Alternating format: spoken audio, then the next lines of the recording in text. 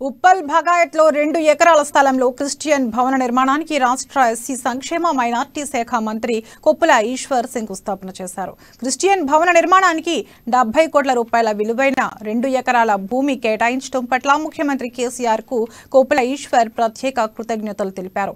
తెలంగాణ ఆత్మ గౌరవాన్ని పతాక శీర్షికలో నిలిపారని కొనియాడారు.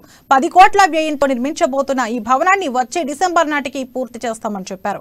అన్ని వర్గాల అభ్యున్నతికి ఎంతో కృషి చేస్తున్న ముఖ్యమంత్రి కేసీఆర్ కు అంతా బాసటగా నిలవాలని కోరారు. దేశంలో ఎక్కడా లేని విధంగా తెలంగాణలో ప్రభుత్వం ఆధ్వర్యంలో క్రిస్మస్ వేడుకలు నిర్వహించుకుంటున్నామని, ఇది కేసీఆర్ ఘనత అని కొప్పుల ఈశ్వర్ అన్నారు.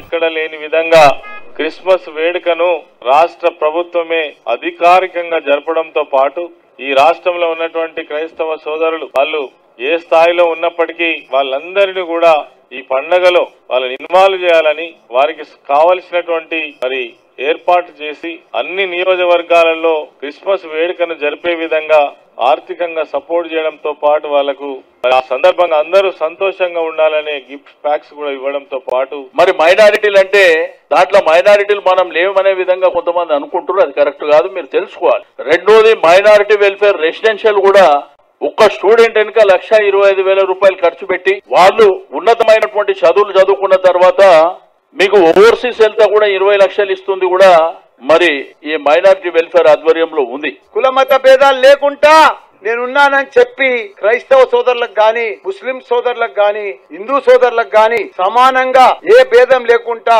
అందరికి కూడా ఒక మర్యాద పూర్వకంగా తీసుకొచ్చిన ఘనత మన సీఎం కేసీఆర్. సీఎం గారు తెలంగాణ వచ్చిన తర్వాత ఫస్ట్ ఆర్డర్ పాస్ చేశారు. మీ చర్చెస్ అంటే ఎక్కడ ప్రాబ్లం క్రియేట్ చేయవద్దు, కలెక్టర్ తో ఆదేశం ఇచ్చారు. ఎక్కడ క్రిస్టియన్ గారు చర్చ్ కడుతున్నారు ఇమీడియట్ పర్మిషన్ ఇవ్వాలంటే. ఇండియాలో అంటే ఎక్కడిక్కడ చర్చెస్ కడితే తప్పకుండా చాలా ప్రాబ్లం క్రియేట్ చేస్తున్నారు. తెలంగాణ